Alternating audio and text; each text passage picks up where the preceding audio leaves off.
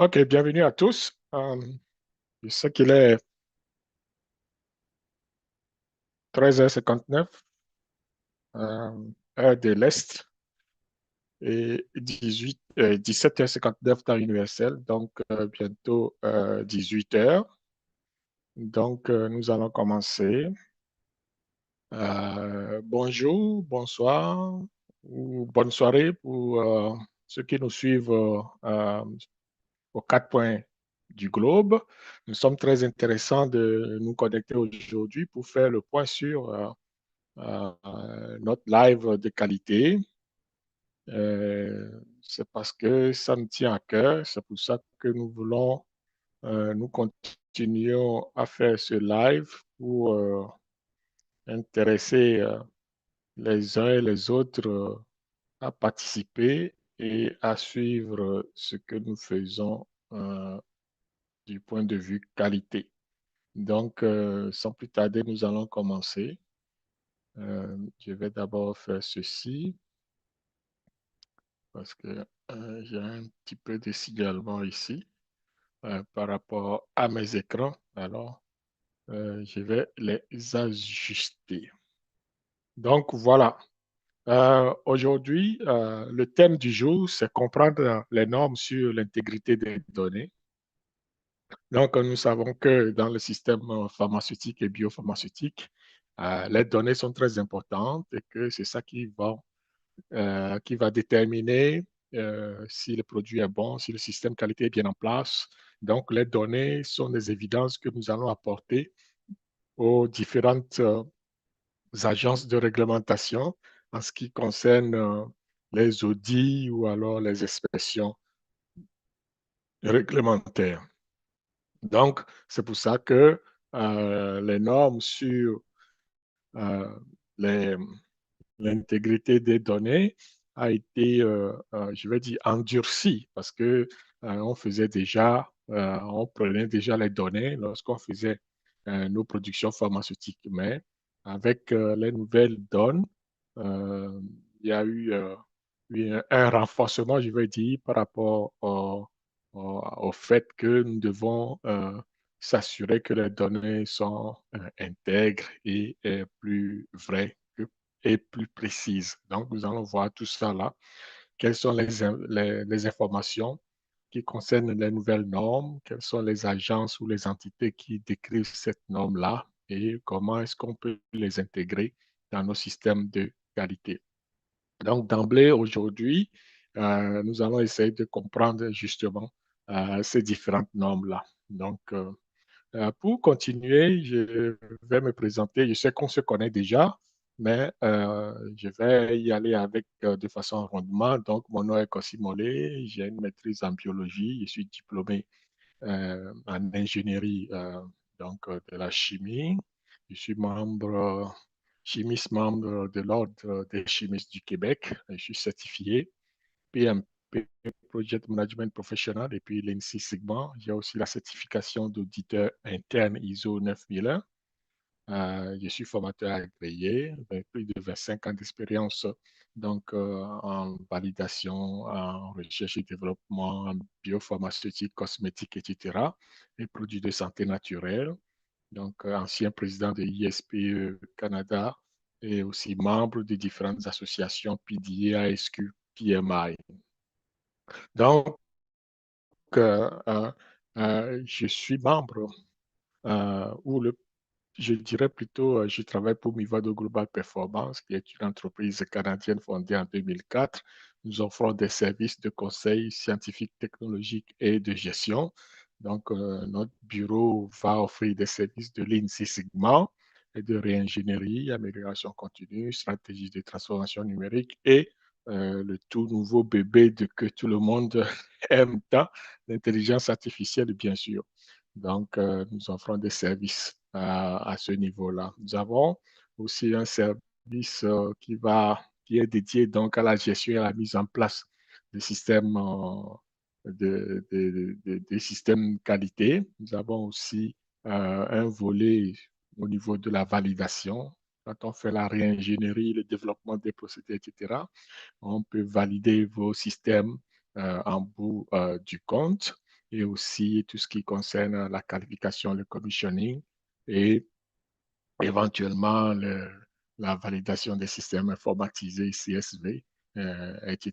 Donc, nous avons aussi l'ingénierie réglementaire qui nous intéresse et que nous offrons aussi comme service donc, pour certaines entreprises. Donc, tout ce qui concerne l'élaboration des dossiers, de certification, de soumission ou d'homologation des produits, etc., etc., les Drug Master File, les numéros l'autorisation de mise à marché, etc. Donc, ce sont des éléments sur lesquels nous travaillons de façon régulière, donc au niveau de Mivado Global Performance. Et en plus de ça, nous avons un service donc, de formation en entreprise ou alors via les plateformes que nous utilisons aujourd'hui. Donc, cela fait le tour donc de Mivado Global Performance et de ma personne, donc Kossi Moulet. Donc, nous allons attaquer le vif du sujet, qui est l'intégrité des données. Donc, de quoi s'agit-il en fait? Donc, il faut savoir que l'intégrité des données, c'est un ensemble donc, euh, d'éléments. OK? Euh, on va parler ici des principales exigences et terminologies donc, de l'intégrité des données, ID. Donc, nous allons voir comment est-ce que c'est développé ou comment on développe un programme de ID, OK, pour l'implanter dans son environnement pharmaceutique ou biopharmaceutique. Nous allons voir euh, ici comment gérer l'intégrité des données donc avec certains sous-traitants ou alors avec nos fournisseurs et puis nos clients même, pourquoi pas.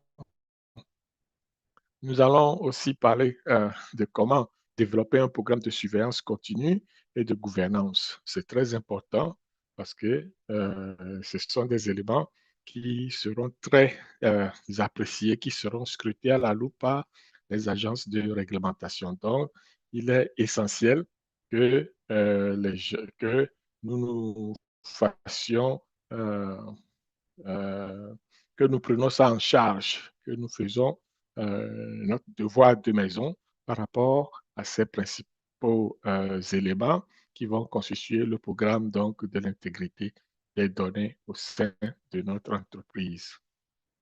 Okay? Donc, il y a aussi, on va parler à la fin peut-être des 10 éléments principaux pour la conformité de l'intégrité des données électroniques. C'est très important puisque la plupart de nous ou des entreprises travaillent maintenant en réseau et de façon électronique. Donc, comment assurer que sur le plan euh, électronique et de façon électronique, on peut gérer, on peut s'assurer qu'il y ait de l'intégrité des données. Donc, c'est un challenge, c'est pas difficile, mais ce n'est pas facile non plus. Donc, euh, il faut mettre les choses, euh, il faut mettre les choses en place. Donc, c'est ça qui va déterminer euh, notre, notre, notre programme l'intégrité des données. Vous voyez? Donc, et enfin, on va terminer par les risques liés à l'intégrité des données papier et électronique dans notre organisation. C'est très important de veiller à ça. Donc, l'intégrité des données euh, est cette capacité, je dirais, euh,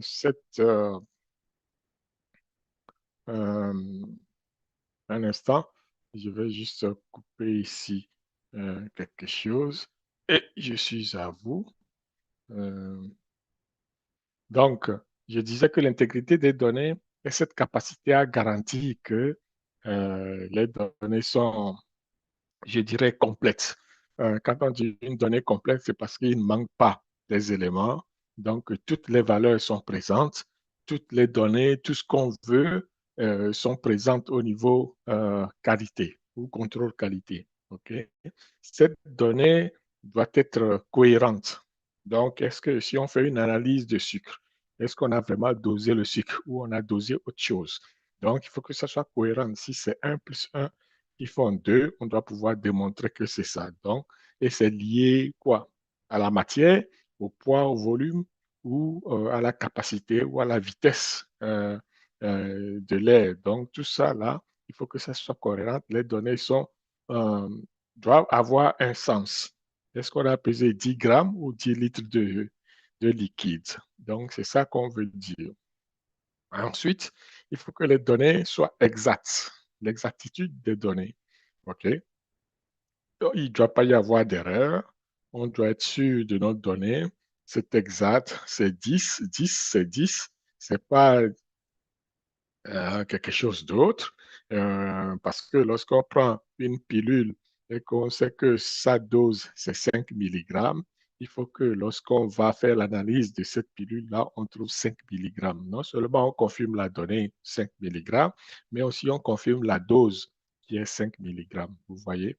Donc, c'est comme ça que l'exactitude est menée et on va voir si on a une série de données, on doit s'assurer qu'il n'y ait pas d'erreur donc, dans la série des données.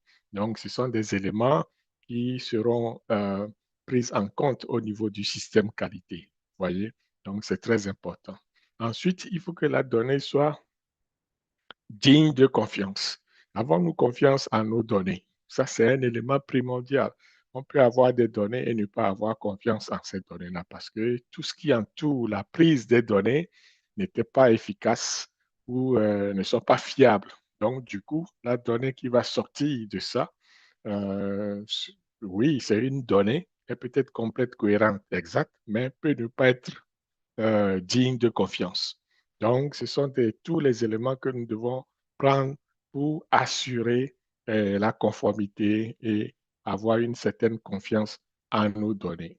Et ça, ce sont des éléments sur lesquels les normes viennent euh, mettre l'accent pour pouvoir sensibiliser le monde pharmaceutique, pour mettre en place des systèmes qui permettent d'avoir des données complètes, cohérentes, exactes et dignes de confiance. Vous voyez? Ensuite, un autre élément très essentiel, c'est la fiabilité de la donnée. Vous allez me dire, oui, mais on a prouvé que c'est complet, on a prouvé que c'est cohérent, on a prouvé que c'est exact, on a prouvé que c'est digne de confiance. Pourquoi ça doit être fiable? Effectivement, la donnée doit être fiable parce que on doit s'assurer qu'il n'y a pas eu de falsification. OK?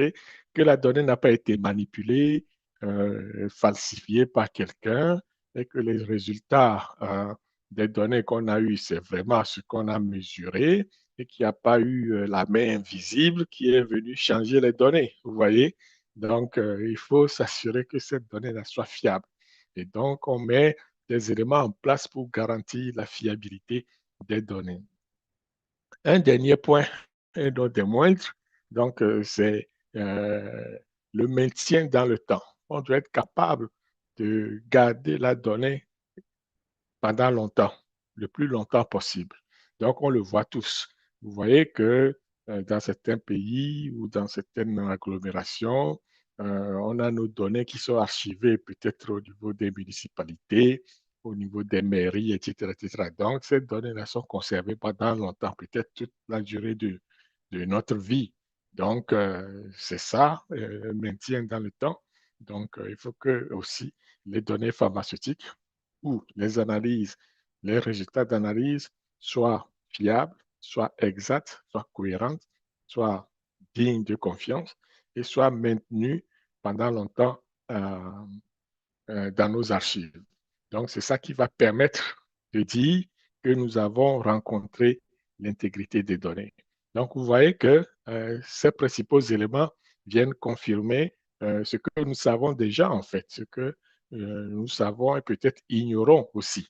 Donc, ce sont des éléments, des éléments qui font partie donc, de l'intégrité des données cette fois-ci et que nous devons prendre soin, nous devons garantir que ces éléments sont intégrés dans notre système qualité, en fait.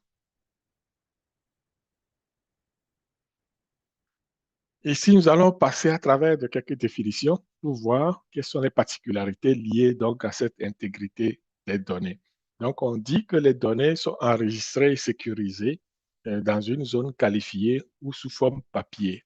Okay? Donc, la donnée peut être sous forme papier, ça peut être électronique, n'importe, ça peut être dans une base de données, peu importe comment c'est fait, la donnée doit être enregistrée et sécurisée. Ça, c'est ce que nous entendons par l'intégrité des données. Ce sont des éléments, les caractéristiques donc, de cette intégrité des données. On va voir que les données ou une donnée peut être un fait. Ça peut être un chiffre, ça peut être des statistiques. Nommez-les. Donc, tout ce qui a trait à un fait, à un chiffre ou à des statistiques font partie des données. Même les résultats d'analyse de laboratoire, à la fin du compte, sont traduits en données. Donc, tout ce qui nous entoure peut être traduit en données, n'est-ce pas? Donc, la donnée peut être aussi tous les enregistrements originaux, excusez-moi, originaux ou copies conformes des enregistrements originaux. Donc, nommez-les.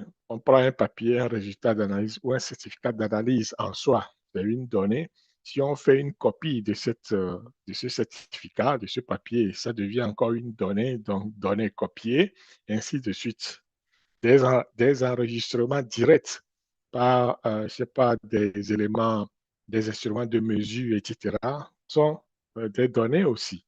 Donc, les données nous entourent. Et les données sources, les métadonnées et toutes les transformations et rapports ultérieurs de ces données constituent elles-mêmes des données. Vous voyez? Donc, on peut avoir des données sur des données qui constituent des données. Donc, ça peut aller loin. Donc, tout ça va faire que on est obligé de mettre en place un système cohérent, viable et qui permet de sécuriser toutes ces données-là.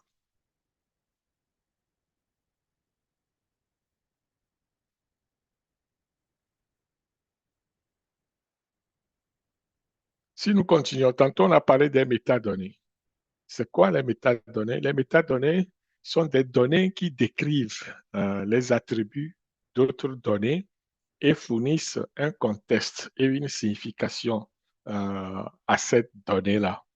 Par exemple, si on met tout simplement 15 sur un papier, c'est sûr que les gens vont se poser la question, à quoi correspond 15, le chiffre 15? OK? Ça veut dire quoi? Ça veut dire qu'est-ce qu'on parle de 15 milligrammes, 15 litres, on parle de 15 ans, on parle de 15 mètres, on ne sait pas. Donc, sans les métadonnées qui sont des litres, des grammes, des milligrammes ou l'âge, tout ça là, c'est ce qu'on appelle des métadonnées. Ce sont des éléments, des attributs qui permettent de comprendre la donnée. Donc, 15 tout court ne veut rien dire. Concrètement, il faut ajouter 15 milligrammes ou alors 15 milligrammes d'eau ou 15 milligrammes d'huile. Là, on comprend très bien qu'est-ce que 15 veut dire. Vous voyez? Donc, c'est comme ça qu'on définit les métadonnées et il peut y en avoir plusieurs. Il peut y avoir un nom, prénom, euh, âge, etc. Donc, le nom et prénom vont constituer des métadonnées en soi. Et le chiffre qui va précéder tout ça, ça va être la donnée elle-même. Donc, une donnée est constituée donc de plusieurs parties qui euh, qui sont entre autres des métadonnées. Vous voyez, ce sont des notions à comprendre et à maîtriser. Donc, surtout quand on est en pharmaceutique, parce qu'il y a beaucoup de données justement en pharmaceutique. L'autre point, c'est la donnée originale. Qu'est-ce qu'on veut dire par là, la donnée originale? Donc, la donnée originale, c'est la toute première capture ou la source de données ou d'informations. Donc, par exemple, on prend un thermomètre. Lorsque le thermomètre va afficher une température, ok, cette température qui est affichée sur le thermomètre, ça, c'est la donnée source. Après, on peut la recopier dans nos cahiers de labo ou quoi que ce soit. Bon. Ou alors, ça peut être enregistré et imprimé. Donc, c'est la donnée source. Donc, avant toute manipulation de cette donnée-là, on parle de données sources, en fait. Donc, c'est la première capture. Donc, ça peut être un enregistrement papier original, pas une photocopie, hein, un enregistrement imprimé original. Donc, de l'observation manuelle ou fichier électronique de données brutes. Vous voyez? Donc, les données originales, ce sont toutes les données ultérieures nécessaires pour constituer complètement la conduite de l'activité et donc des bonnes pratiques de fabrication. Vous voyez? Donc, c'est comme ça qu'on détermine la donnée. Donc, la donnée originale. Donc, c'est vrai que pour nous, euh, parler de la donnée originale veut dire la donnée source, c'est-à-dire la toute première capture donc, de cette donnée-là. Ça peut être un enregistrement papier, ça peut être un enregistrement vocal qui a été traduit, qui a été copié manuellement et qui est signé, bien sûr, puisque nous sommes en bonne pratique de fabrication. Donc, ce sont des éléments à intégrer, à comprendre pour pouvoir mettre en place un programme donc d'intégrité des données en biopharmaceutique. Et un autre aspect qui est très important aussi à comprendre, c'est la vraie copie. Donc, qu'est-ce que ça veut dire une vraie copie? Donc, ici, vous voyez la définition, une vraie copie, quel que soit le type de support utilisé de l'enregistrement original qui a été vérifié, c'est-à-dire par une signature datée ou par génération via un processus validé, on veut parler de la signature électronique tout simplement, pour avoir les mêmes informations, y compris des données qui décrivent le contexte, le contenu et la structure comme original. Donc, une vraie copie, ça va être ça. Par exemple, lorsqu'on fait une photocopie, OK, on prend une photocopie. Donc, on prend la photo de la copie originale. Cette copie n'est vraie aussi longtemps que puis on appose une signature dessus. S'il n'y a pas de signature dessus attestant que cette copie correspond à la copie originale, on ne peut pas parler de vraie copie. Vous voyez? Donc, la vraie copie, c'est cette copie qui a été prouvée, signée, attestée comme étant équivalente à la copie originale. Donc, il y a des nuances, il y a des particularités pour l'intégrité des données. C'est comme ça que les vraies copies sont définies. Vous voyez? Donc, il faut comprendre ça. Un point très important que nous allons voir maintenant, c'est comment garantir l'intégrité des données. Cela veut dire que on a vu la définition, on a vu les caractéristiques donc, de cette donnée-là. Elle doit être exacte, précise, elle doit être fiable, digne de confiance, etc., etc. Maintenant, comment garantir cette intégrité des données-là? Donc, c'est tout un challenge, n'est-ce pas? Donc, c'est ce que nous allons voir. Dans un premier temps, on doit avoir un système de gestion de qualité approprié en place. Vous allez me dire, oui, bon, toute entreprise pharmaceutique a un système qualité en place, oui, mais il faut que ce système de qualité soit approprié. Donc, il faut que ça rencontre toutes les normes donc, de l'industrie, y compris l'intégrité des données, justement. Donc, on veut s'assurer que le système qualité va garantir l'ensemble des opérations qualité et contrôle qualité donc, de l'industrie. C'est très important. Ensuite, il y a l'élément euh, des risques, la gestion de risques. Donc, on doit pouvoir être capable de, euh, d'évaluer les risques liés à la qualité des données, entre autres, parce que dans une usine pharmaceutique, il y a plusieurs sortes de risques qu'on peut aller évaluer. Mais ici, comme nous sommes dans le cadre donc, de l'intégrité des données, il est important d'avoir un système de gestion du risque approprié, donc en intégrité des données en place. Vous voyez, c'est très important d'avoir. Ensuite, un troisième élément, c'est le respect des principes scientifiques solides.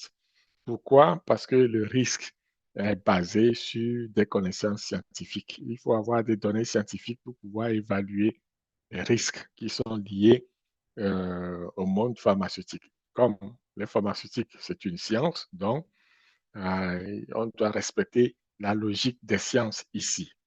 Et enfin, pour garantir l'intégrité du risque, donc on doit respecter les bonnes pratiques de documentation.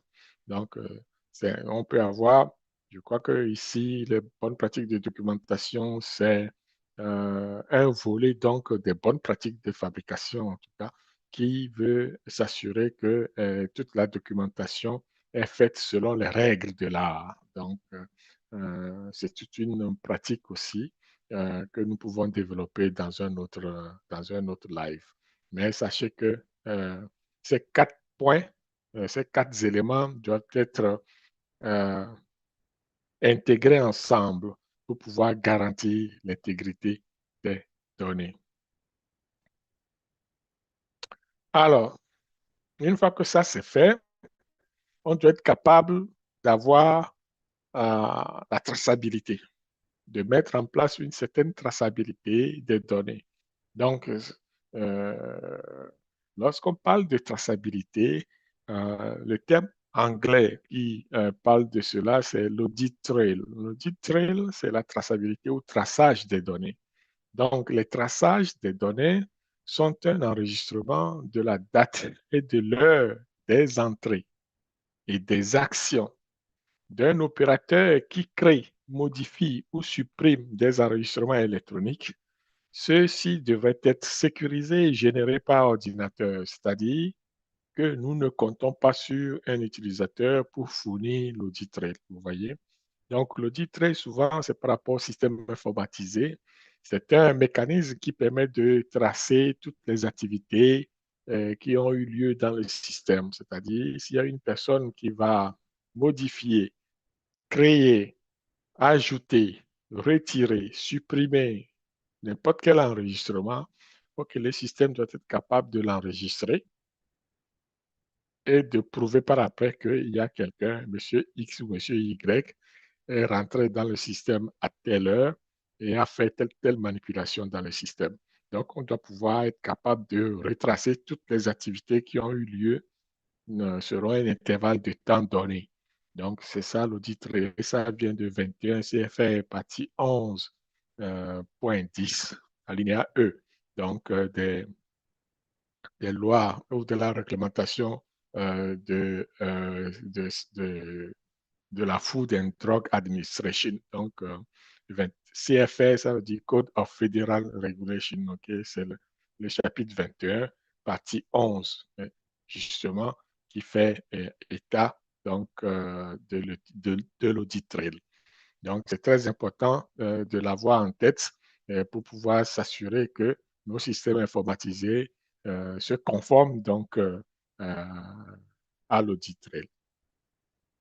Normalement, tout ça, c'est retracé aussi dans l'annexe 11 sur les systèmes informatisés donc, de, de, de l'Agence européenne des médicaments ou alors de Santé Canada, l'annexe 21. C'est le guide 0150, je crois, qui va faire foi donc, de, de cette traçabilité au niveau des données.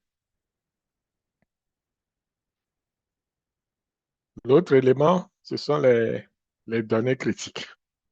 Quand parle-t-on des données critiques? Donc, l'ensemble de ces éléments constituent des données et c'est ce que nous allons prendre en compte lors donc, de la production pharmaceutique. On va aller scruter toutes sortes de données que nous avons en usine, étant donné que le système pharmaceutique est basé, normalement, la conformité de votre système va être basée sur des données. Donc, on vient de voir les données selon l'audit train, donc on doit avoir une traçabilité. Ici, on va parler des données critiques. Quand est-ce que la donnée est critique? Les données critiques sont des données présentant un risque élevé pour la qualité du produit, ou la sécurité des patients. OK? Ça, ce sont les définitions de l'industrie. Ce n'est pas moi qui les ai inventées. Ici, cette définition vient de ISPE GAMP, OK? COP Annexe 11, donc l'interprétation de juillet-août 2011. Donc, cela veut dire que les scientifiques, les gens de l'industrie se sont regroupés pour dire, bon, voici comment nous allons définir la donnée critique en industrie. Donc, c'est rien d'autre que ça. OK? Donc, et c'est bon comme ça. Donc, pour avoir une définition unique, on a les mêmes références pour tout le monde. Quand on parle donc des données critiques, tout le monde sait déjà à quoi est-ce qu'on attribue les données critiques. Ensuite, il va y avoir les données brutes. Quand est-ce qu'on va parler des données brutes? La donnée brute, c'est une donnée qui n'a pas été touchée, manipulée. Vous voyez les panneaux stop ici. Il y a deux photos. Donc, la première, il y a de l'arbre, il y a un arbre en arrière, donc de l'image stop. Et l'autre, on a enlevé l'arbre et on a mis un fond uniforme, unicouleur bleu. C'est ça, en fait. Donc, une, c'est la donnée brute avec l'arbre derrière et l'autre, c'est la donnée modifiée ou travaillée. Donc, quand on dit une photo qui a été photoshopée, donc ça veut dire que le Photoshop, là, quand on utilise, on n'a plus les vraies données. Donc, on vient de modifier la donnée brute. Voilà la différence. Donc, les données brutes sont toutes les données sur lesquelles se fondent les décisions de qualité. Donc ça vient de Hydralex. Hydralex, euh, c'est comme une bible donc des lois et règlements, des bonnes pratiques donc oui, de l'Europe en fait, de l'Union européenne, je veux dire. Donc Hydralex, volume 4, chapitre 4. Donc ce sont des données originales, enregistrements, qui peuvent être décrites comme la première capture d'information, qu'elle soit enregistrée sur papier ou électronique. Ça, c'est MHRA, donc le Medicine Health and Regulatory Agency, donc au Royaume-Uni. Donc, MHRA, c'est leur agence de réglementation. OK? Donc, c'est ça. Donc, tout ça font que la donnée brute, c'est la toute première capture qui n'a pas été retravaillée. C'est vrai qu'il n'y a pas eu d'action humaine, je vais dire. Donc, ben, une fois retravaillé, ça, ce n'est plus une donnée brute. Normalement, au niveau du système qualité, comme on le dit, toutes les décisions du système qualité sont basées sur les données brutes. On ne peut pas aller manipuler les données et dire, bon, voici une décision de qualité. Vous voyez? Donc, ça, c'est très important de s'assurer que euh, la donnée brute constitue notre donnée de première capture. Donc, pour s'assurer aussi que toutes les décisions n'ont pas été biaisées par une manipulation quelconque donc, de ces données. Ensuite, on va avoir des données pertinentes. Les données pertinentes sont des données concernant ou susceptibles d'influencer la reproductibilité, l'identité, la pureté, l'étiquetage, l'efficacité ou la sécurité du produit. Donc, la donnée est pertinente, mais n'est pas critique. Okay? De telles données, on doit l'avoir coûte que coûte, mais ne constitue pas un danger pour le patient ni pour le produit. C'est ça, ça veut dire. Donc, ce sont des données pertinentes. Ensuite, on va avoir les données des bonnes pratiques, BPX. Donc, X veut dire tout ce que vous voulez, fabrication, clinique, validation, bonne pratique de documentation. X peut être documentation clinique, bonne pratique clinique, bonne pratique de pharmacovigilance, etc. etc. Donc, BPX, c'est ça. Donc, ce sont toutes les bonnes pratiques que nous avons dans le système biopharmaceutique. Euh, on peut les nommer si on veut. Donc, ce sont toutes les données créées dans le cadre d'un enregistrement, donc des bonnes pratiques de fabrication, de documentation, bonnes pratiques cliniques, bonnes pratiques de stérilisation, nommez-les. Il y en a plein. donc doivent être évaluées par le groupe qualité selon les spécifications de relâche produit et conservées à des fins de bonne pratique. Donc, ce sont des données que, de façon générale, et selon les bonnes pratiques, doivent être enregistrées, documentées et sécurisées et conservées aussi. Donc voilà, ce sont des données, des bonnes pratiques de fabrication, par exemple.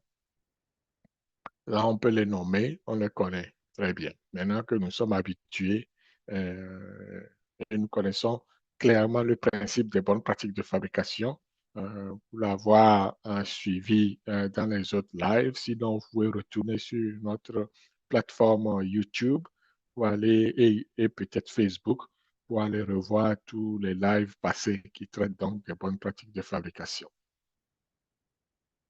Un autre aspect important, donc, de bonnes pratiques de fabrication, de l'intégrité des données, je veux dire, c'est toutes les autres données et enregistrements. Donc, qui soient critiques ou pas, confidentiels ou pas. Donc, si on a des données, donc, par exemple, les données commerciales, ce sont des données, mais qui ne sont pas des données de bonnes pratiques de fabrication, par exemple. Il y a des données personnelles. euh, donc, nos données au niveau de la banque, au niveau des assurances, nos dossiers médicaux, tout ça là, il y a des données qui sont là-dedans. Quelqu'un qui est malade, qui souffre, va constituer une donnée, enfin des données médicales via un dossier médical. Donc, tout ça, ce sont des données, mais qui ne font pas partie donc, des bonnes pratiques de fabrication. Mais en même temps, on peut appliquer l'intégrité des données à ces données-là parce que une mauvaise euh, comment dire, un mauvais traitement, non, d'abord, avant le traitement, ça prend le diagnostic. Un mauvais diagnostic peut conduire donc directement à un mauvais traitement. Donc, ce qui n'est pas euh, fiable, ce qui n'est pas justifiable, ce qui peut être mortel, n'est-ce pas, pour le patient. Donc, on peut et on doit s'assurer, dans une certaine mesure, d'avoir l'intégrité des données appliquées, si on veut, à ces données-là aussi. Alors, on va maintenant passer à travers les agences de réglementation. Donc, je sais qu'on en a déjà effleuré, mais ici, de quoi s'agit-il effectivement au niveau de la réglementation quand on parle de l'intégrité des données? Vous allez voir qu'en mars 2018, euh, la MHRA a publié un guide sur les définitions et l'intégrité des données. Donc, MHRA, je l'ai dit tantôt, c'est l'agence euh, de médecine, enfin de médicaments euh, au niveau de UK, au niveau de la Grande-Bretagne. Okay? Donc, cette agence-là a défini l'intégrité des données et a publié un guide là-dessus. L'objectif était de fournir des conseils sur les attentes en matière d'intégrité des données qui devraient être prises en compte par les organisations impliquées dans tout aspect du cycle de vie pharmaceutique ou des études de bonnes pratiques de laboratoire réglementées par la MHRA. Donc, c'est comme ça qu'ils voulaient s'assurer de l'intégrité des données, donc en publiant un guide. Ensuite, vous allez voir que les autres vont suivre le pas. La FDA, la Food and Drug Administration, en décembre 2018, a publié un guide sur l'intégrité et la conformité des données. Okay? Leur objectif à eux, c'était de clarifier le rôle de l'intégrité des données au sein des bonnes pratiques de fabrication courantes telles que requises par la 21 CFR partie 210, 211 et 212. Ça, ce sont les bonnes pratiques au niveau de US Food and Drug Administration. OK? Donc, c'est ça, c'est comme ça que l'histoire de l'intégrité des données a commencé. Donc, et maintenant, toutes les agences de réglementation à travers le monde adoptent les bonnes pratiques euh, de documentation et, en plus de cela, vont intégrer, enfin, vont euh, oui, vont intégrer dans ces bonnes pratiques de fabrication-là la notion d'intégrité des données. Donc, c'est comme ça que l'OMS va définir aussi ses règles et toutes les agences de réglementation vont définir leurs règles en s'appuyant sur euh, MHRA, donc euh, le premier guide donc, sur l'intégrité des données de la MHRA. Donc, c'est comme ça que ça commence. Et depuis là, vous allez voir que ça pilule les, les lignes directrices. Donc, ici, on va voir la MHRA, ça vous savez déjà. Il y a le groupe pharmaceutique mécanisme de protection de l'intégrité des données stockées. Donc, ça, c'est les industriels, les gens, les associations. Donc, dans l'industrie pharmaceutique qui ont émis cette, euh, cette ligne directrice, là où ces lignes directrices. Il va y avoir l'OMS, comme je l'ai dit, la FDA, PIX, c'est aussi une association internationale, donc pharmaceutical, euh, euh, euh, comment ça se dit encore? Ça, j'oublie. Euh, PIX va aussi émettre les bonnes pratiques de fabrication. Euh, non, va émettre les bonnes pratiques donc, de gestion des données et l'intégrité des données en se basant sur les bonnes pratiques de fabrication GMP et le GDP. Donc, bonne, mm, bonne pratique de documentation, GDP, Good Documentation Practices. Donc, c'est comme ça que aussi EMA, c'est European Medicine Agency, donc de l'Union européenne, l'agence de médecine de produits pharmaceutiques de l'Union européenne, vont émettre aussi le Data Integrity questions-réponses. Donc, tout ça, vous voyez que les dates se suivent pratiquement. Donc 2018, 2017, 2018, 2015, 2018, 2016, 2016. Donc ECA, c'est aussi au niveau de l'Europe, vont aussi émettre des lignes directrices pour l'intégrité des données, ainsi de suite, ainsi de suite. Donc, ça pilule maintenant, c'est lignes directrices sur l'intégrité des données. Et donc, tout on y va, tout le monde s'en mêle, etc. Donc, pour ces derniers temps-ci, c'est calme, mais ce n'est pas pour autant que nous ne prenons pas en considération l'intégrité des données. Et parce qu'à travers nos pratiques en industrie, l'intégrité des données constitue un élément essentiel, OK? Et que nous devons à chaque fois suivre le pas et que c'est normal que les agences de réglementation ou ceux qui nous gouvernent, enfin ceux qui nous gouvernent, ceux qui font les inspections, les agences, voilà, les agences qui font les inspections, les inspecteurs pharmaceutiques vont mettre l'accent sur cet aspect-là et lorsqu'ils font les audits, vont vérifier si effectivement nous avons des bonnes pratiques de documentation en place et si nous avons intégré l'intégrité des données dans notre assurance qualité. Donc, c'est un élément essentiel que nous devons prendre en compte lorsque nous bâtissons donc, notre système qualité. C'est essentiel. Donc, c'est pour ça que je voulais le partager avec vous aujourd'hui, pour vous donner, si vous n'êtes pas encore au courant, pour ceux qui sont au courant, ça va être un refresh. Donc, pour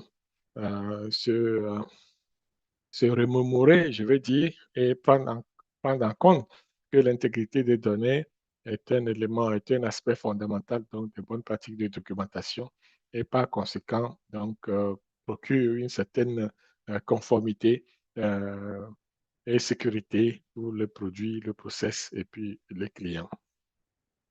Alors, nous allons maintenant euh, voir ici quelques lignes directrices pour dire trop ou pas assez. Donc, vous avez vu le tableau, on avait énuméré quelques-uns, mais il y a aussi les bonnes pratiques de fabrication de Santé Canada qui ont intégrer toute la notion d'intégrité des données dans leur ligne directrice. Il y a le GAMP Series.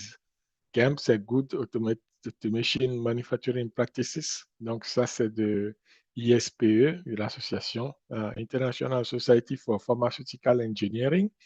On voit qu'il y a les GAMP. Toutes les séries de GAMP vont faire foi et vont retracer, n'est-ce pas, à travers leur page, les principaux éléments qu'on a décrits au début de cette présentation sur l'intégrité des données. Donc, on va revenir là-dessus.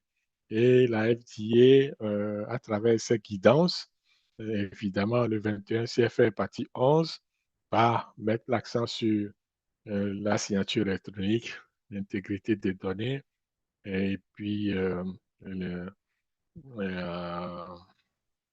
euh, les données électroniques. Donc, ce sont ces lignes directrices-là qui vont faire foi. Vous pouvez aller les chercher sur Internet et puis vous pouvez les lire. Sauf le GAMP. GAMP, c'est un document qui est payant, donc je ne crois pas que vous pouvez le trouver facilement gratuit sur Internet, par exemple. Par contre, les bonnes pratiques de fabrication et puis le 21 CFR partie 11, ça, comme ça, ce sont des documents qui appartiennent donc au gouvernement, ici le gouvernement canadien pour les bonnes pratiques de fabrication et le gouvernement américain pour le 21 CFR partie 11, ça, vous pouvez le trouver sur leur site respectifs. Donc, ce sont des données, des documents qui sont gratuits, que vous pouvez télécharger et lire à votre aise. Donc, c'est c'est ça. Ensuite, quelles sont les exigences, en fait, lorsqu'on parle de toutes ces lignes directrices, quelles sont les exigences exactement? Qu'est-ce que les autorités réglementaires nous demandent de faire? En fait, euh, ce qu'on veut, c'est que ce ne sont pas de nouvelles exigences en soi au niveau de l'intégrité des données. Ce n'est pas nouveau, comme je le disais au début de mon introduction. Les bonnes pratiques de documentation font déjà partie donc, des bonnes pratiques de fabrication. Donc, les nouvelles guidances ou les nouveaux conseils qu'on nous donne à travers les lignes directrices, c'est juste des lois ou des conseils. euh, c'est plutôt des recommandations que les agences de réglementation font pour nous sensibiliser à s'occuper, à veiller à ce qu'on intègre bien l'intégrité des données à travers les pratiques, tout simplement. Donc, cela veut dire que ce ne sont pas des lois, ce ne sont pas des exigences formelles, mais plutôt des recommandations. Mais si vous ne mettez pas les recommandations en pratique, c'est sûr qu'ils vont vous ils vont vous le, comment dire, ils vont vous le rappeler lors des inspections. Ça, c'est sûr et certain. Parce qu'ils veulent s'assurer que la donnée est complète, est fiable, est digne de confiance, etc., etc. Donc, c'est important de les mettre en pratique, même si ce ne sont pas des lois et des exigences assez fermes. Okay? Donc, ça permet aussi de clarifier les positions des agences de réglementation. Parce que souvent, on va dire, oui, mais il n'y a pas de règles, etc. Mais ils disent, bon, voici, nous avons mis en place des lignes directrices pour vous autres. Nous vous donnons des recommandations et voici notre position à nous. Nous voulons que les données soient euh, exactes, fiables, euh, etc., etc. Donc, vous êtes obligé de suivre la règle. Sinon, vous allez avoir des observations lors des prochaines inspections ou audits. Donc, c'est important au niveau des systèmes qualité de veiller à ce que l'intégrité des données fasse partie prenante donc, de l'ensemble des systèmes de qualité. Donc, cela réduit énormément euh, les erreurs au niveau de la documentation aussi. En cas, donc, on ne doit pas confondre intégrité des données et qualité des données. OK? Ici, on ne parle pas de la qualité des données. On parle de l'intégrité des données. Et j'ai énuméré les principaux éléments qui définissent pourquoi la donnée doit être intègre ou pourquoi on qualifie donc d'intègre une donnée. Je crois que j'ai d'autres éléments qui viendront expliquer encore une fois euh, cette, euh, cette problématique-là. Ensuite, au niveau de la FDA, on va voir que on va mettre des contrôles en place. On va se poser la question si des contrôles sont en place pour garantir les données complètes. OK? C'est important de se poser la question. Ça va nous donner des réponses qui vont nous permettre de régler notre intégrité des données. Donc, est-ce que les activités sont-elles documentées au moment où elles se déroulent? OK? Donc, regardez la progression, hein. On demande si nous avons des contrôles au niveau de notre système pour garantir que la donnée est complète. Oui ou non? Est-ce que nous avons des activités qui sont documentées au moment même où se déroule l'activité? C'est-à-dire que je fais une activité aujourd'hui, je documente aujourd'hui, à l'heure, à l'instant même. Il ne faut pas attendre 2 jours, 3 jours, 4 jours pour pouvoir documenter, pour dire qu'on a l'intégrité des données. Non, c'est trop tard en ce qui concerne les principes fondamentaux donc, de l'intégrité des données. Il faut que la donnée, là, il faut que l'activité soit documentée dès l'instant où l'activité se déroule. C'est ça qu'on veut dire. Ensuite, on va se poser la question si les activités sont-elles attribuables à une personne en particulier. Parce qu'en pharmaceutique, les tâches ou les activités sont exécutées par les opérateurs et par le personnel. Donc, chaque personne fait une partie et chaque personne doit signer sa partie, son activité, son résultat. Et c'est ça qui va faire foi au niveau de l'intégrité des données lorsqu'il s'agit de s'assurer s'il y a intégrité des données ou pas. Et on va se baser sur ces éléments-là. Est-ce qu'on a des contrôles en place? Est-ce que l'activité est documentée au fur et à mesure? Est-ce que l'activité est attribuée à une personne? OK? On ne veut pas condamner la personne, mais on va s'assurer que c'est fait par une personne, ou une machine, ou etc. Peu importe, mais il faut qu'il y ait un responsable. Ensuite, seules les personnes autorisées peuvent-elles apporter des modifications aux enregistrements? Donc, cette question est fondamentale. Ça reflète la formation du personnel, tout simplement. Donc, toute personne qui va manipuler des données, etc., ou va faire des activités en pharmaceutique, normalement, dans les BPF, les gens ou le personnel doivent avoir une formation, OK, de base et une formation continue.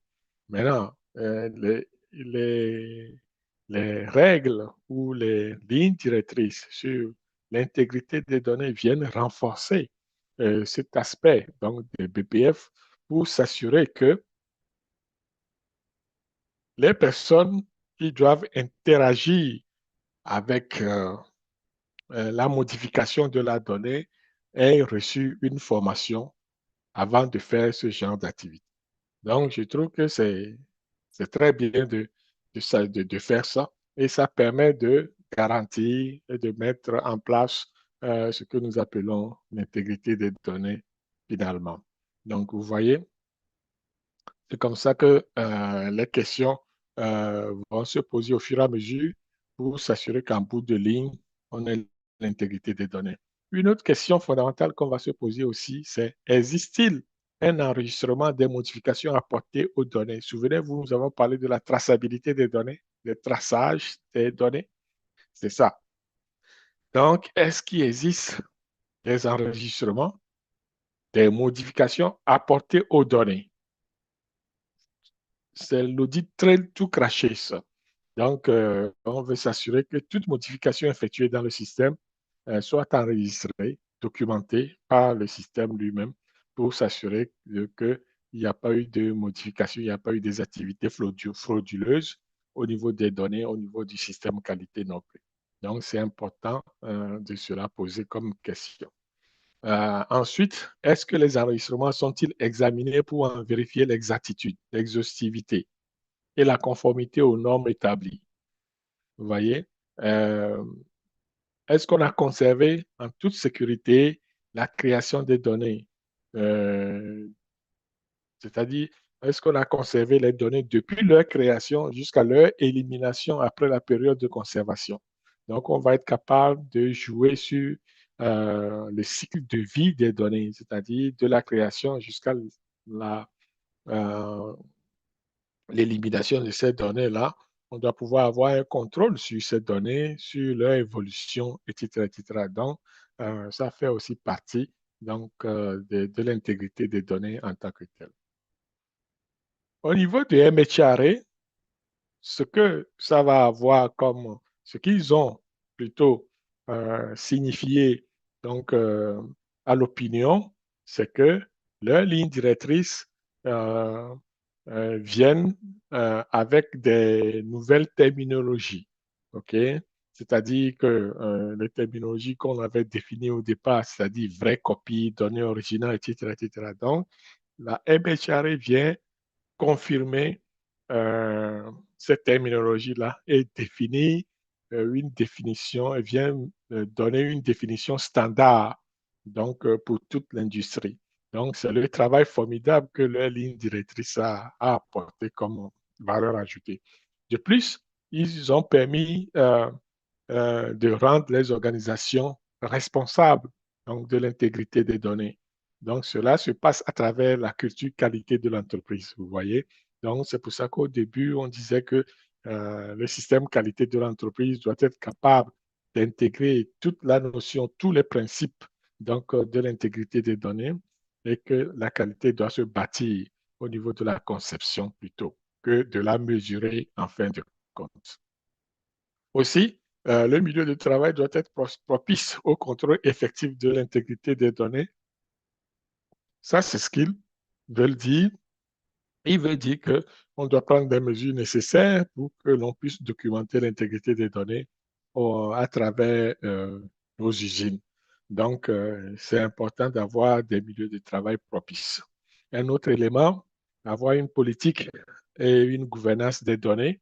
Dans certaines entreprises, il y a la politique de bonnes pratiques de documentation, etc., etc. Donc, ce qui permet d'avoir un suivi quand même au niveau de l'intégrité des données. Donc, c'est important pour nous, lorsqu'on a un système qualité, de définir les politiques et puis un système de gouvernance des données afin de pouvoir dérouler ça au niveau de toute l'usine. Un élément important que la MHRA a énoncé, c'est la conduite d'une analyse de risque au niveau de l'intégrité des données. Donc, vous n'êtes pas à savoir qu'en industrie pharmaceutique, euh, la plupart des activités vont se baser sur le risque, que ce soit la qualité, le contrôle qualité, tout ce que nommez les. Donc, c'est l'approche basée sur le risque qui fait foi aujourd'hui et que toute activité, on va d'abord élaborer ce que nous appelons l'évaluation de risque. On peut utiliser la plupart des outils que vous connaissez déjà, donc FMIA ou etc., etc., pour définir et évaluer les risques. Ensuite, les activités, par exemple, de validation vont se traduire par la qualification donc, des éléments critiques qui vont avoir un incident sur le procédé, le produit et le patient. Donc, il ne faut pas oublier ces trois entités-là qui sont au cœur même des bonnes pratiques de fabrication. Vous voyez, donc c'est très important euh, de veiller à ça et de s'assurer que les choses évoluent comme on veut. Donc, c'est comme ça que le MHRA va mettre en avant donc, le risque et la conduite des risques ou d'une analyse de risque. Ensuite, il y a la revue périodique des procédures et des systèmes de données. Ensuite, contrôler les mesures correctives appropriées, donc proportionnelles au risque. C'est ce que je vous disais tantôt. Tout ça, c'est déjà dans les bonnes pratiques de fabrication normales que nous utilisons. Mais en plus, ils viennent mettre l'accent là-dessus. Donc, l'intégrité des données va être applicable au système papier électronique. Donc, que ce soit en papier ou électronique, on doit pouvoir avoir l'intégrité des données dessus. C'est pas parce que c'est papier qu'on ne peut pas le faire, au contraire. Donc ici, la réglementation nous exige de le faire, que ce soit sur le papier ou alors sur le système informatisé. On doit être capable d'avertir les autorités compétentes si des incidents significatifs aux données est observé. Voilà. Voilà. Donc, comment est-ce que nous devons euh, assurer l'intégrité des données au niveau de nos industries. Et n'oublions pas que la MHRA a soulevé ces caractéristiques-là qui constituent un acronyme que nous appelons ALCOA et que l'ensemble de l'industrie a pu euh, euh, utiliser et faire évoluer pour devenir Alcoa Plus. Donc, nous allons voir bientôt c'est quoi l'Alcoa et l'Alcoa Plus. On a déjà commencé par le décrit, donc en introduction, mais ici, on va encore, euh, on va encore on va encore le parcourir pour avoir une bonne idée sur ce que nous appelons Alcoa ou Alcoa Plus, qui sont des caractéristiques formelles donc, au niveau des données. Donc, ce qui suit, vous voyez que nous parlons déjà donc, de Alcoa. Et excusez-moi l'anglicisme ici parce que c'est pas évident de traduire tout ça en français. Donc, j'ai plutôt gardé euh, Euh, j'ai plutôt gardé la terminologie en anglais et puis après on fera la traduction si vous voulez. Donc, Alcoa, ce sont les caractéristiques donc, des données qui sont intègres, donc on va dire au niveau de l'intégrité des données. Donc, A, donc, ça vient de attribuable, L, ça vient de lisible, C, ça vient de contemporaneous, c'est-à-dire contemporain, euh, O, ça vient de original. A, ça vient de accurate, précis, exact.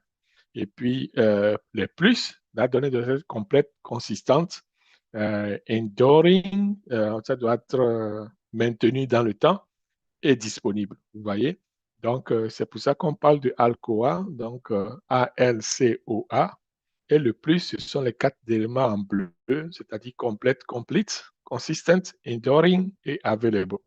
Donc, c'est comme ça que le jargon au niveau de l'intégrité des données va se faire. On va parler de Alcoa, la donnée Alcoa ou Alcoa Plus, donc selon l'interlocuteur qui parle. Donc, le principe Alcoa Plus, ce sont des propriétés associées aux données qui, lors de leur traitement ou de leur transmission, ne subissent aucune altération, OK, ou destruction volontaire ou accidentelle et conservent un format permettant leur utilisation. Vous voyez?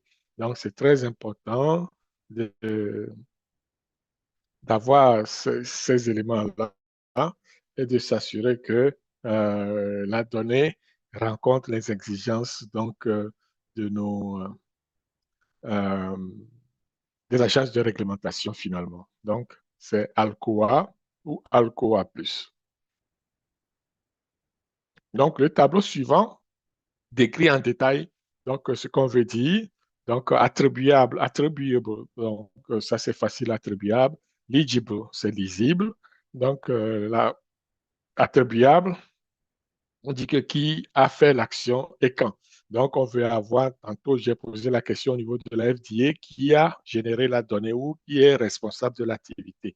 Donc, c'est là où on attribue la donnée à une personne ou à la personne qui a manipulé la machine. Donc, c'est qui a fait ci, qui a fait ça. Si, donnée modifiée, qui l'a fait, quand et pourquoi. Donc, legible, lisible, la donnée doit être documentée, enregistrée de façon permanente et lisible. Donc, contemporaneous, donc le C, c'est contemporaneous, le C de Alcoa, c'est contemporaneous. La donnée doit être documentée, enregistrée au moment même que l'action et l'inscription se fasse au fur et à mesure. Donc, il n'y a pas de délai, quoi. Donc, c'est documenté sur le champ. Donc, O de Alcoa, c'est original. Donc, l'information doit correspondre à la donnée originale ou à une copie certifiée. Vous voyez? Et le A de Alcoa, c'est accurate, précise. Donc, la donnée est précise, sans erreur. Et aussi modifié, il est requis de le documenter, donc de documenter la modification. Également, la donnée doit être scientifiquement valide. Donc, on a vu tout ça lors de mon introduction. Là, le plus, puisque c'est Alcoa plus, Alcoa, on vient de le voir, c'est attribuable, légible, lisible, contemporaine, originale, précise. Le plus, ce sont les quatre autres éléments, c'est-à-dire complète, toutes les données incluant les reprises ou analyses effectuées, par exemple en laboratoire. On a des reprises, on fait une première fois, ça n'a pas marché, une deuxième fois. Toutes les analyses effectuées, tous les résultats obtenus doivent être documentés, même s'il y a euh, des non-conformités. Vous voyez, ça, c'est une des données complètes. Consistant ou cohérents, généralement des données qui sont générées doivent être cohérentes, l'application de dates dans une séquence logique, vous voyez, et durable dans le temps. Donc, ça doit être conservé pendant longtemps, permanente. La donnée doit être permanente, ne doit pas s'effacer au bout de 2 jours. C'est ça qu'on veut dire. La donnée ne doit pas disparaître dans les 5 minutes après avoir lu, comme Mission Impossible. Donc, et la donnée doit être disponible en tout temps. Donc, à chaque fois qu'un inspecteur vient vous inspecter, il faut que vous sortiez la donnée. Même si ça date de 5, 10 ans, etc., il peut s'avérer qu'on veut avoir l'historique du produit. Donc, on doit être capable de sortir les données, quel que soit leur âge. En fait, c'est ça.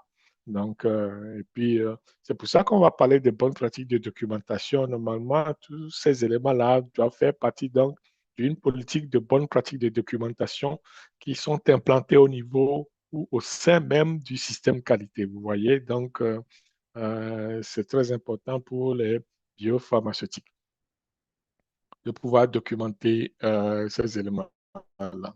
Donc, ici, nous allons voir les 10 éléments principaux pour se rendre conforme là avec les bonnes pratiques de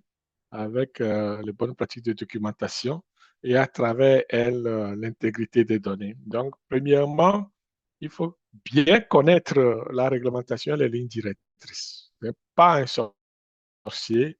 Vous pouvez le faire. Euh, vous pouvez aller, ceux qui sont je vais dire, ceux qui travaillent dans le système qualité, généralement, vont connaître la réglementation, j'en suis sûr. Donc, tu ne peux pas faire le système qualité si tu ne connais pas minimalement les bonnes pratiques de fabrication dans sa globalité. Donc, il faut connaître les lignes directrices, savoir à quoi ça sert et quelles sont les règles de base pour ces bonnes pratiques euh, pour ces, euh, pour ces réglementations-là.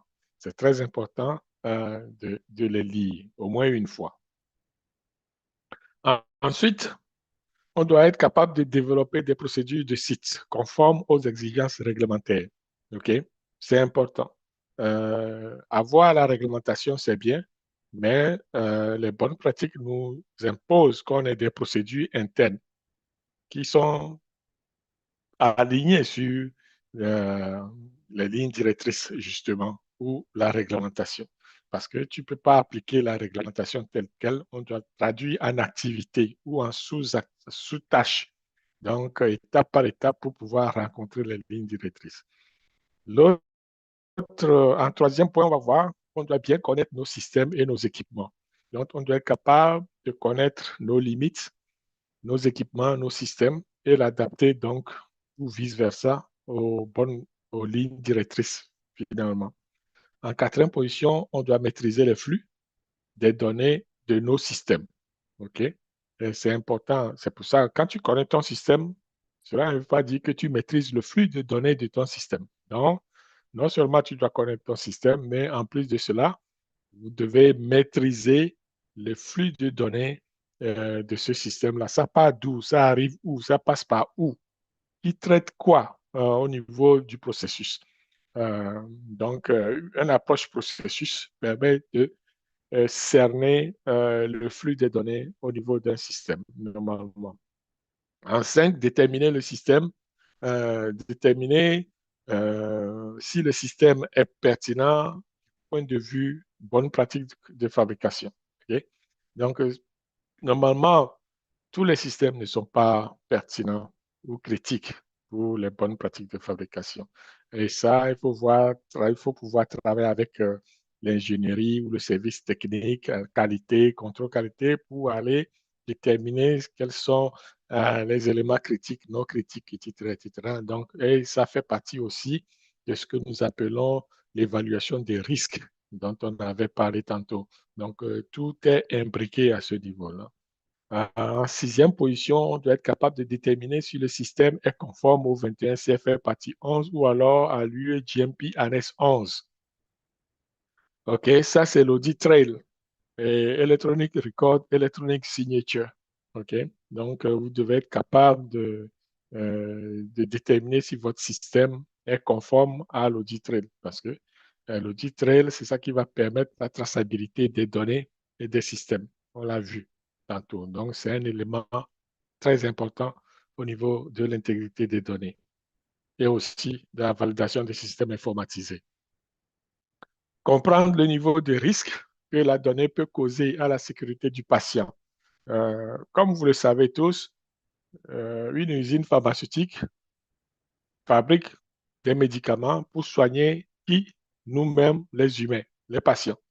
Donc, on doit être capable de faire cet exercice, d'aller voir, faire l'analyse de risque et de s'assurer que euh, ce que nous avançons ou ce que nous produisons comme produit n'a pas d'impact négatif sur le patient, n'induit pas, enfin, n'augmente pas la peine du patient, du moins. Donc, on doit être capable de comprendre que la donnée est sans, je dirais, sans risque pour la sécurité du patient. OK? Donc, c'est à retenir. En 8, on doit être capable d'élaborer une évaluation des risques et un plan de correction pour chaque système pertinent du point de vue des bonnes pratiques de fabrication ou bonnes pratiques cliniques ou bonnes pratiques de pharmacovigilance, tout ce que vous voulez comme bonnes pratiques. En 9, corriger immédiatement tous les écarts. C'est-à-dire, il ne faut pas remettre à demain. Donc, on doit être capable de corriger tous les écarts, euh, les non-conformités, euh, nommer les déviations, tout ce qu'on a comme écart au niveau des procédures, au niveau de la validation, au niveau de l'audit trail, au niveau des inspections, au niveau des clients, au niveau des fournisseurs, etc., etc. Donc, on doit être capable de régler et de corriger ces non-conformités immédiatement. Donc, c'est ça qui va garantir votre système, va garantir l'intégrité de votre système, en fait. Donc, c'est un point important. C'est pour ça que ça fait partie des 10 points importants. Et enfin, ici, s'assurer que l'on utilise l'approche basée sur la gestion de cycle de vie. OK? Revue périodique des systèmes, euh, ça peut être au mois, ça peut être aux 3 mois, ça peut être aux 6 mois, ça peut être annuel. Cela va dépendre de votre système qualité et va dépendre de l'évaluation de risque que vous faites de votre système ou de vos procédures. Donc, il faut noter qu'en pharmaceutique, il n'y a rien qui soit au hasard. Tout est basé sur le risque. Si le risque est élevé, vous devez prendre des mesures appropriées qui vont, atténuer ce risque-là. OK? Donc, c'est comme ça que le jeu se fait au niveau des, des bonnes pratiques de fabrication. Donc, c'est important de s'assurer que ces 10 éléments-là sont référencés dans vos systèmes de gestion de la qualité. Et c'est très important de les avoir. OK? Donc, au niveau de la conformité, j'ai préparé aussi pour vous 10 éléments pour assurer la conformité. OK? Donc, à l'intégrité des données. C'est sûr que ce que nous voulons, c'est bien connaître la réglementation et les lignes directrices, développer des procédures de site conformes aux exigences réglementaires, bien connaître euh, les systèmes et équipements. Donc, je répète, mais c'est très important de le suivre, etc., etc. Déterminer le système est pertinent, déterminer si les équipements et les systèmes sont conformes, et comprendre le niveau de risque, et puis élaborer une évaluation de risque, et puis corriger immédiatement tous les écarts et utiliser l'approche basée sur le risque. Donc, c'est vraiment très important. Ici, vous avez une liste complète là de tous les éléments qui sont là mis ensemble, donc qui vont vous permettre, n'est-ce pas, de- d'attaquer donc l'intégrité des données au sein de vos organisations respectives. OK?